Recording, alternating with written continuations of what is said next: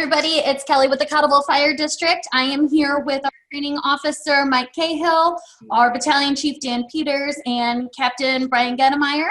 We are just talking a little bit about how we have had to make some operational changes due to COVID. And so I'm going to ask Battalion Chief Peters to just talk a little bit about what we're doing to keep our firefighters safe in the midst of this COVID pandemic. So Battalion Chief Peters, tell us a little bit about what you guys are doing. Okay, so we have definitely changed our operations.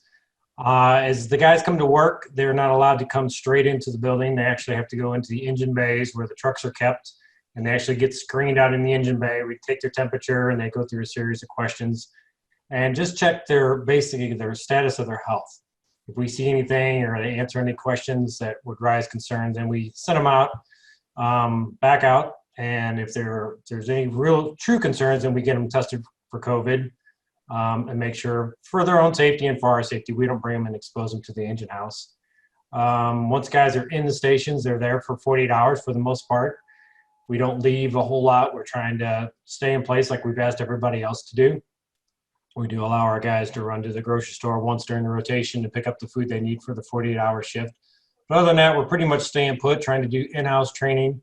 Trying to take care of our guys. We're trying to tell our guys also to be responsible on their days off and, do the social distancing, try to stay out of the stores as much as possible so that they don't contract it off duty as well as on duty. Also on duty, obviously our responsive has changed. We do, if we show up at your house for an emergency call and there's any COVID concerns, we'll have one firefighter start at the door. He'll be in full PPE, which people aren't used to see us in gowns. We always wear gloves on calls, but they're not, used to seeing us in gowns and masks and goggles. And we should have all that equipment on. And we do a doorway interview, get some information on the patient, decide if we think this is a COVID patient. If it's not, then we pretty much, it's business as usual. If it's a COVID patient, then obviously we try to limit the number of guys that get exposed to the patient. So we may only send one guy in with the medic crew to assist. If we have to, we'll send 2 or 3 people in, but everybody will be in PPE, and we ask the family to kind of get back out of the room. And so it's definitely a change of operation, the way we're working right now. Great. And anything that we could do to keep our firefighters safe, we are absolutely implementing. So we appreciate you explaining that to us. Captain Gettemeier, why don't you share with us, you are on these calls, running the calls. Share with us just how that is going, how it's being received from the firefighters and what you guys are doing, in the houses every day as a crew. It's being received pretty well. I mean, we're putting on the gowns is no fun, and wearing your goggles are always fogging up, and wearing the mask. We're getting used to it. We're fortunate that the SCAD's Ambulance Base 22 is right around the corner from us, so they're normally running with us. So they're doing a lot of that doorway screening that Battalion Chief Peters was talking about. They're doing that doorway screening for us. So we're staging outside. If they think they can handle it, they let us know, and we return in service. If they need some help inside, we'll go inside, or we'll set some stuff up outside to keep them safe. But it's not only limited to the medical calls. We're doing smoke detector, battery changes. We're doing fire alarm soundings, and we're wearing protection for that. Unfortunately, just yesterday, a firefighter in the United States died of a COVID exposure, and that was from a routine, more of a fire alarm. It was a natural gas leak inside a residence. And unfortunately, that residence had 3 COVID patients, and they were treating it like a natural gas leak. And he got an exposure and unfortunately succumbed to his injuries. So that's kind of the unfortunate side effect. That we're treating almost every call like a medical response, that we're wearing that medical PPE a whole lot more than that fire PPE to make sure that our guys stay safe and don't get exposed.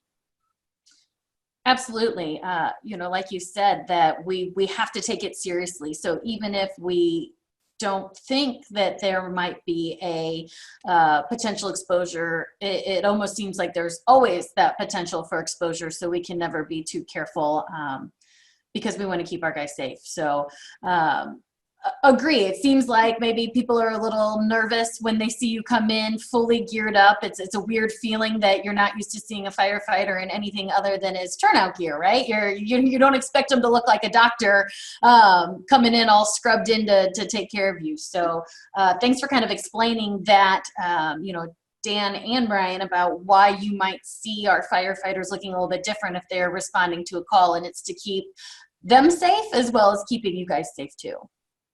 Yeah, and I want to, what you said is we're there to keep them safe also. So while we're wearing all that stuff, it's not only to protect ourselves from the citizens, it's also to protect the citizens from ourselves, because we don't want to have symptoms or the symptoms not showing and then bring it into somebody's house. And people invite us into their homes all the time. But right now, we're not used to strangers coming in our house. So I can understand a citizen being a little leery of a bunch of firefighters come traipsing through their house. Because they know that we are dealing with COVID patients or potential COVID patients, and they don't want us to bring it into their home. So that protection is for them as well as us. Great. Well, I want to thank you guys for your time today. I really appreciate you sharing with us all of your insight, and we look forward to hearing from you from more different educational videos as we go forward. So stay safe, take care, and we will see you next time.